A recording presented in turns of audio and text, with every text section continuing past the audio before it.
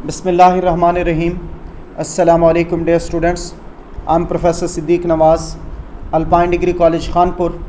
आज हमारा lecture number 3 chapter number 1 basic concept से first one poly atomic ions. बेटा पोली का मतलब होता है मैनी, तो इसका मतलब पोली एटॉमिक आइंस मीन वो आइंस जो ग्रुप ऑफ एटम्स पर मुश्तमिल हों और उन पे पॉजिटिव चार्ज हो या नेगेटिव चार्ज हो तो are called poli atomic ions. तो इससे हमने कहा those ions which consist of group of atoms and having either positive और negative charges are called poli atomic ions. इन पोली एटॉमिक आइंस को रेडिकल्स भी कहते हैं और कंपाउंड आइंस भी कहा जाता है। इनकी खूबी ये होती है कि ये टेक पार्ट करते हैं केमिकल रिएक्शन में एज अ सिंगल यूनिट। जैसे अमोनियम आयन का रिएक्शन करें क्लोराइड आयन से तो अमोनियम क्लोराइड बनता है। जैसे हाइड्रोजन आयन का रिएक्शन करें फास्फेट से तो फास्फोरिक एसिड बनता है। तो इनकी खूबी ये है कि ये जो पॉली एटॉमिक आयंस होते हैं ये केमिकल रिएक्शन में टेक पार्ट करते हैं as a single unit. For example ammonium ion, phosphonium ion, tertiary carbocation, phosphate ion, permanganate ion और डाइक्रोमेट आयन।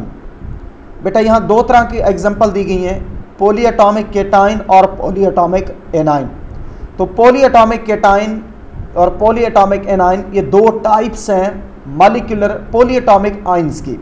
तो पॉली एटॉमिक केटाइन कौन से हैं? ऐसे पॉजिटिव आयंस जो ग्रुप ऑफ एटम्स पर मुश्तमिल हो उन्हें बोलते हैं पॉली एटॉमिक केटाइंस। जैसे ammonium ion, phosphonium ion, tertiary carbocation. ये जो पॉली एटॉमिक केटाइन है ये लेस कॉमन होते हैं, इनकी फॉर्मेशन थोड़ी होती है। जबकि जो पॉली एटॉमिक एनाइन है ऐसे नेगेटिव आयंस जो ग्रुप ऑफ एटम्स पर मुश्तमिल हो उन्हें बोलते हैं पॉली एटॉमिक एनाइन। जैसे hydroxide ion, carbonate ion, sulphate ion, phosphate ion etcetera.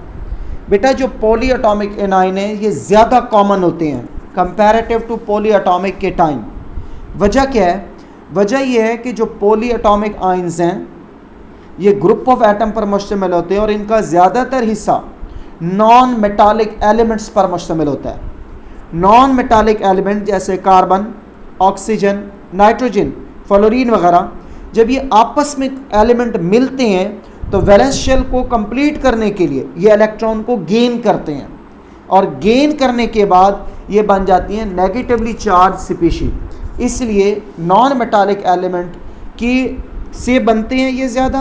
अब क्योंकि नॉन मेटालिक एलिमेंट इलेक्ट्रॉन को गेन करते हैं इसलिए पॉली एटॉमिक एनाइन ज़्यादा कॉमन होते हैं comparative to poly atomic cation. फिर है जी दूसरे नंबर पे मॉलिक्यूलर आयंस।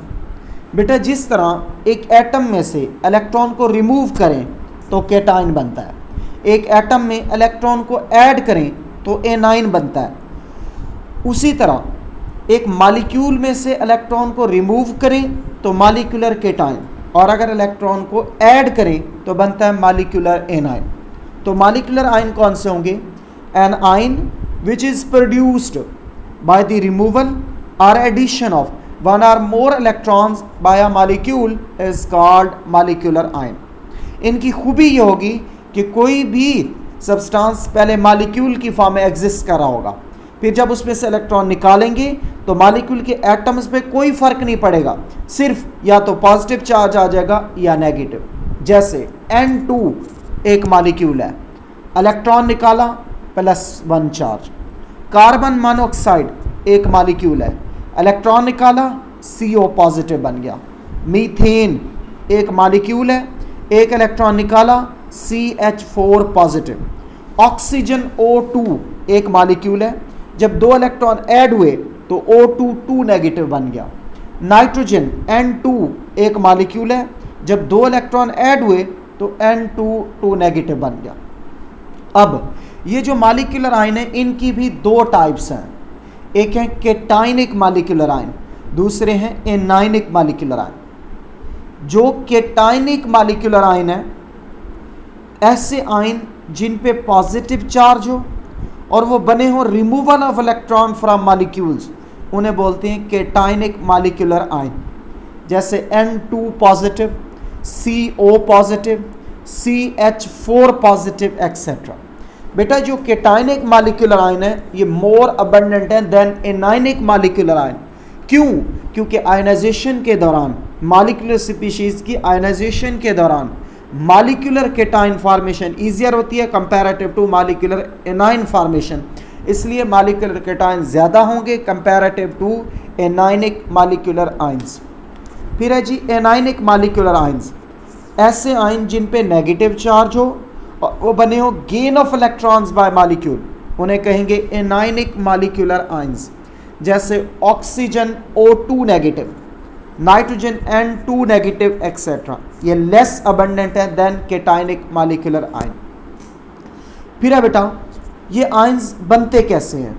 बेटा मॉलिक्यूलर आयंस बनते तब हैं जब बीटा रेज या इलेक्ट्रॉन बीम्स, अल्फा रेज या एक्स रेज पास की जाए थ्रू गैस मॉलिक्यूल्स, यानी बम्बार्डमेंट की जाए अगर इलेक्ट्रॉन्स या बीटा पार्टिकल्स, बीटा रेज की, अल्फा रेज या अल्फा पार्टिकल्स की थ्रू गैस मॉलिक्यूल, तो उसके नतीजे में मिलते हैं मॉलिक्यूलर आयंस। फिर है इसकी एप्लीकेशन। बेटा जो हमारे पास नेचुरल प्रोडक्ट्स हैं जैसे प्लांट्स हो गए, एनिमल्स हो गए, मैरीन ऑर्गेनिजम्स, मैरीन जो एनिमल्स हैं वो हो गए, मैरीन ऑर्गेनिजम्स हो गए, जो हमारे पास इस तरह की नेचुरली थिंग्स हैं उन्हें बोलते हैं नेचुरल प्रोडक्ट्स। नेचुरल सोर्सेज से जितनी भी प्रोडक्ट्स मिलती हैं that is called natural products. Natural products से जो मॉलिक्यूलर आयंस मिलते हैं जब उनकी ब्रेक डाउन करते हैं तो वो इम्पॉर्टेंट इंफॉर्मेशन देते हैं about the structure of molecule. जैसे अगर हमारे पास प्लांट्स हैं, हमने प्लांट्स के लीव्स लिए, उन्हें पानी में भिगो के रख दिया, कुछ दिन के बाद जो वाटर सॉल्युबल कंपोनेंट है वो प्लांट लीव्स से शिफ्ट हो गया वाटर के अंदर। इस सॉल्यूशंस की जब हम एनालिसिस करेंगे और कंपोनेंट्स को सेपरेट करने के बाद जब इस एक कंपोनेंट की स्ट्रक्चर इलूसिडेशन करेंगे तो उसमें एट द एंड हमें मॉलिक्यूलर आयंस मिलेंगी। उन मॉलिक्यूलर आयंस के जब डिफरेंट फ्रेगमेंट बनेंगे उनको जोड़ेंगे तो वो स्ट्रक्चर के बारे में इंफॉर्मेशन देंगे, और उस इंफॉर्मेशन में शामिल क्या होगा कि उस मॉलिक्यूल के अंदर बॉन्ड्स की टाइप्स कौन सी हैं और जो एटम्स पाए जा रहे हैं उनकी टाइप्स कौन सी हैं। तो इसलिए कह रहा हूँ कि ब्रेक डाउन जो होती है मॉलिक्यूलर आयंस की, जो नेचुरल प्रोडक्ट्स से मिलते हैं, वो इंफॉर्मेशन देते हैं about the structure of molecule, और इस इंफॉर्मेशन में शामिल क्या है, kind of bonds and kind of atoms present in the molecules. फिर है बेटे एक टर्म रिलेटिव एटॉमिक मास। रिलेटिव का मतलब होता है रिलेट किया गया। जब आप कहते हो ना रिलेटिव एटॉमिक मास, इसका मतलब है कि एक एलिमेंट के एक एटम का मास जिसे कार्बन 12 वाले आइसोटोप के एक एटम के मास के साथ कंपेयर करके निकाला गया। देखें, किसी भी चीज़ को रिलेट करने के लिए, किसी भी दो चीज़ों को रिलेट करने के लिए एक को स्टैंडर्ड माना जाता है, दूसरे को उसके ज़रिए रिलेट किया जाता है। तो यहाँ पे जो स्टैंडर्ड है वो हमारे पास है कार्बन 12 वाला आइसोटोप। तो कार्बन 12 वाला आइसोटोप स्टैंडर्ड है। अब स्टैंडर्ड है तो इसके एक एटम के मास को जब किसी दूसरे एलिमेंट के एक एटम के मास से कंपेयर करेंगे तो उस एलिमेंट के एक एटम का मास कहलाएगा रिलेटिव एटॉमिक मास। तो फिर मैं क्या कह सकता हूँ रिलेटिव एटॉमिक मास के बारे में कि the mass of an atom of an element as compare to the mass of an atom of carbon taken as 12, जिसका मतलब एक एलिमेंट के एक एटम का मास जिसे कार्बन 12 वाले आइसोटोप के एक एटम के मास के साथ कंपेयर करके निकाला गया हो, that is called relative atomic मास। जैसे हाइड्रोजन का रिलेटिव एटॉमिक मास है 1.008 AMU, कार्बन का रिलेटिव एटॉमिक मास है 12.000 AMU। इसका मतलब हाइड्रोजन कार्बन के मुकाबले में 12 टाइम लाइटर है। रिलेटिव एटॉमिक मास ऑक्सीजन का 15.994 AMU, जबकि रिलेटिव एटॉमिक मास क्लोरीन का 35.453 AMU। फिर है बेटा हमारे पास कि हमने ये जो टर्म है एटॉमिक मास, इसे प्रेफर करते हैं ओवर एटॉमिक वेट, क्योंकि वेट ग्रेविटेशनल पुल से रिलेट होता है। तो एटॉमिक मास ज़्यादा फंडामेंटल है than atomic weight. Atomic mass एक रिलेटिव टर्म है, ये बताता है कि हाउ मच हैवियर और lighter an atom of an element than an atom of carbon 12। यानी एटॉमिक मास एक रिलेटिव टर्म है जो हमें बताता है कि एक एटम का, एक एलिमेंट के एक एटम का मास कार्बन 12 वाले आइसोटोप के एक एटम के मास के मुकाबले में कितने टाइम लाइटर है या कितने टाइम हैवियर है, क्योंकि दो ही पॉसिबिलिटीज़ होंगी।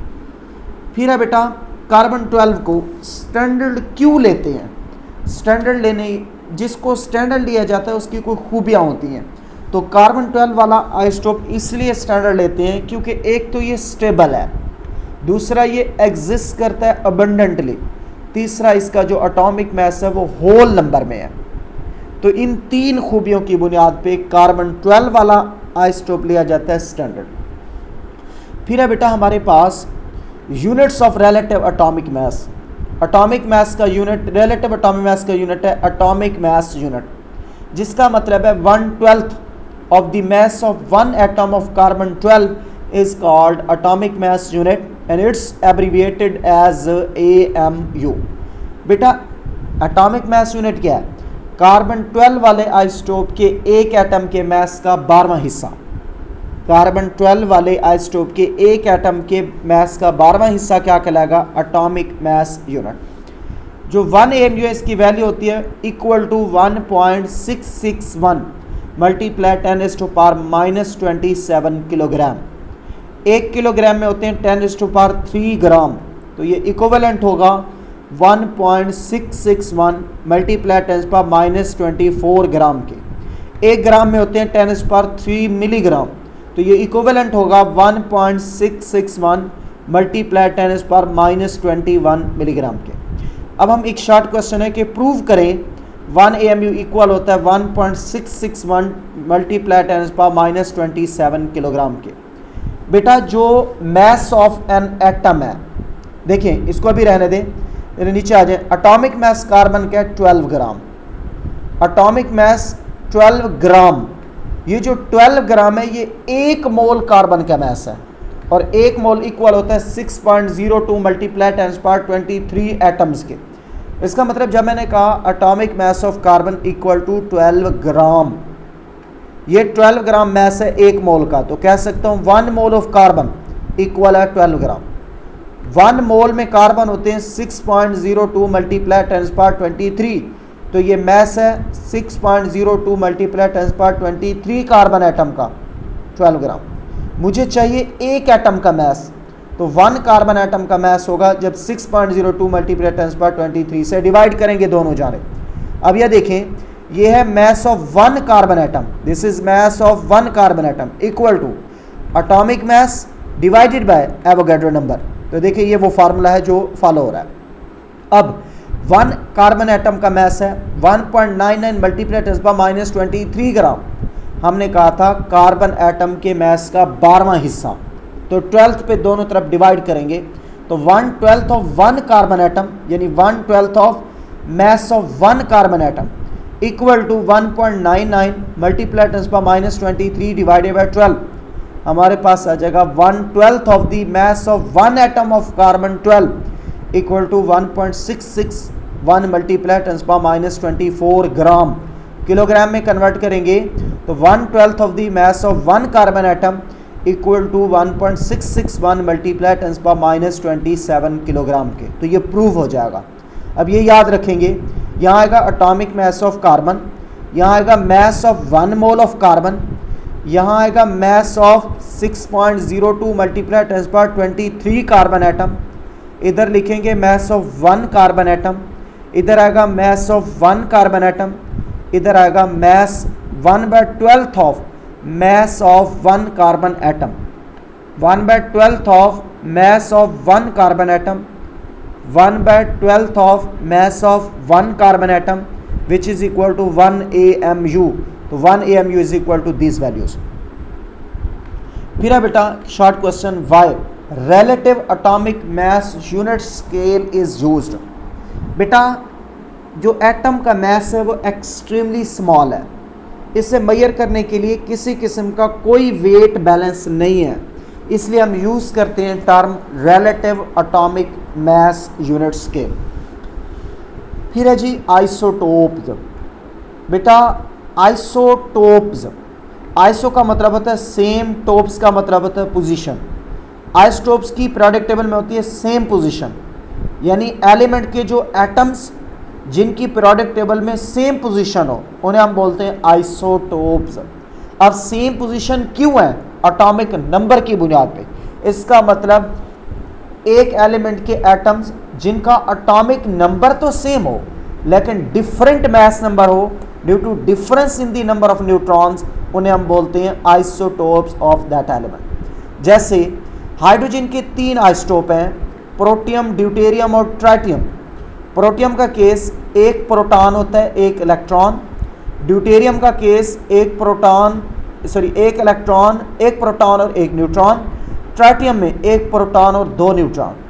इन 3 आइसोटोप में देखें, पहला प्रोटॉन, कार्बन में एक प्रोटॉन है, न्यूट्रॉन 0 है। ड्यूटेरियम में एक प्रोटॉन है एक न्यूट्रॉन है, जबकि ट्राइटियम में एक प्रोटॉन है और 2 न्यूट्रॉन है। इसका मतलब ये जो तीनों आइसोटोप हैं इनमें प्रोटॉन्स की तादाद सेम है, यानी एटॉमिक नंबर सेम है, लेकिन मास नंबर डिफरेंट है क्योंकि न्यूट्रॉन्स की तादाद तीनों में डिफरेंट है।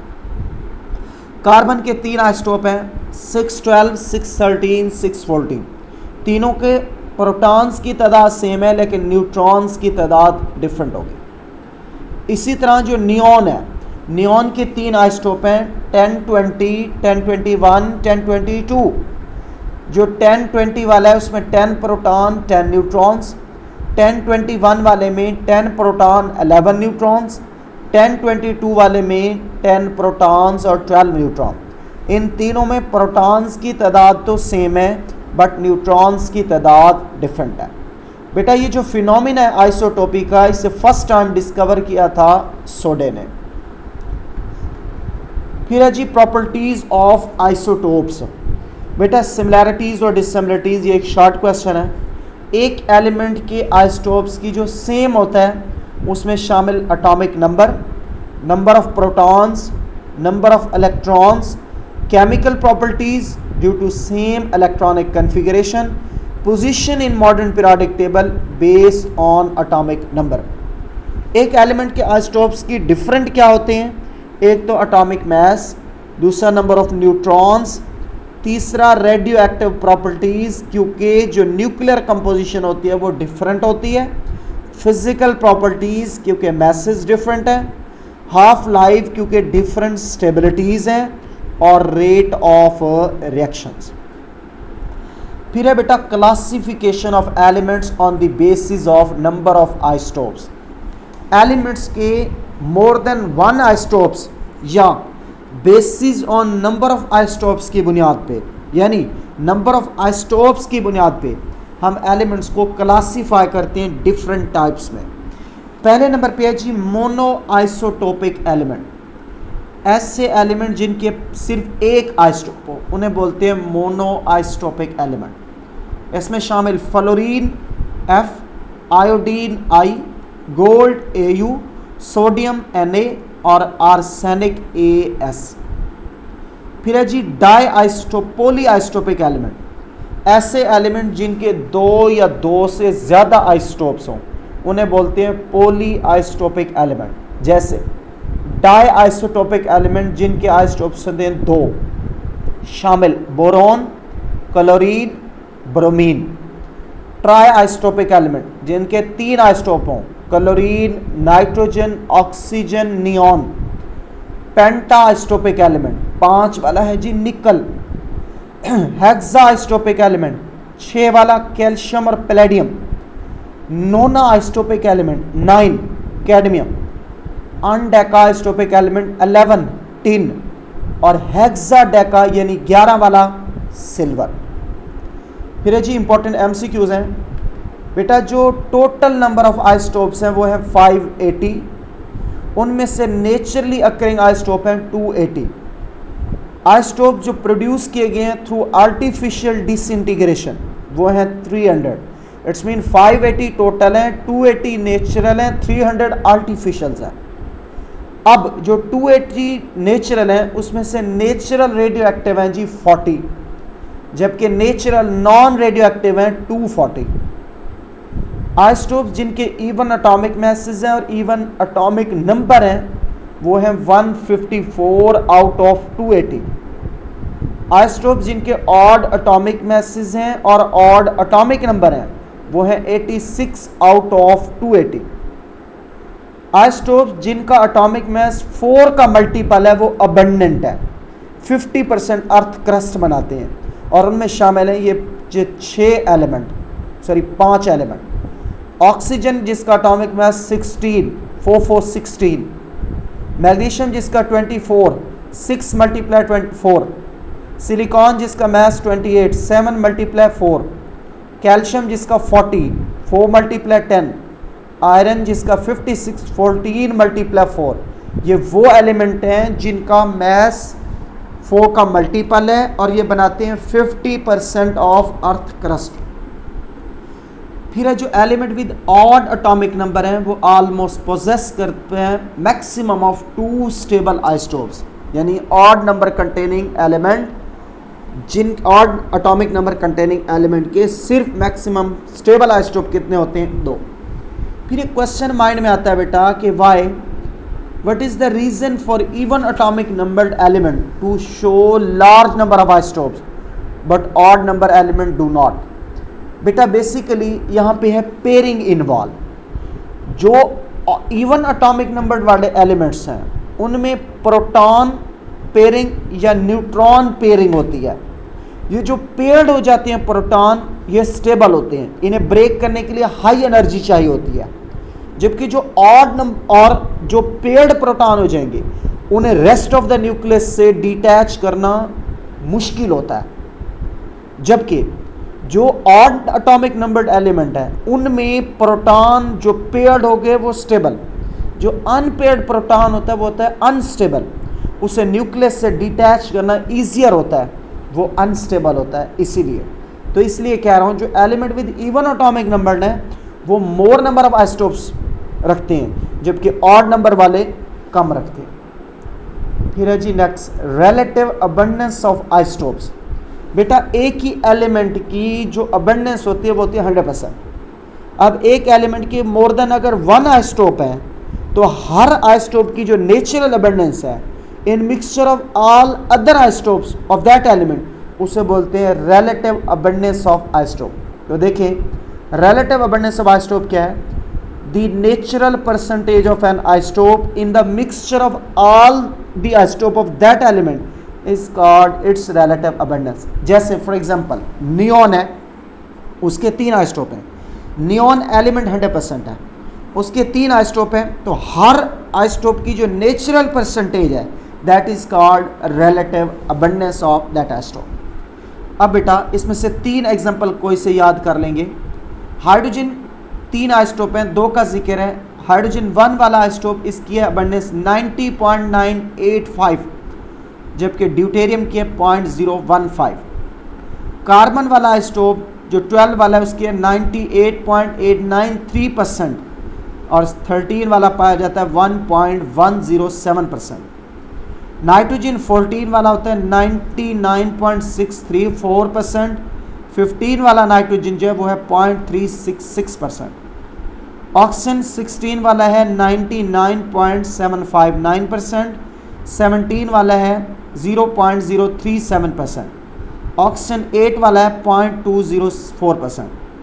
सल्फर के 4 आइसोटोप्स का जिक्र है, 95% है 38 वाला, 0.76% है 33 वाला, 4.22% है 34 वाला और 0.014% है 36 वाला।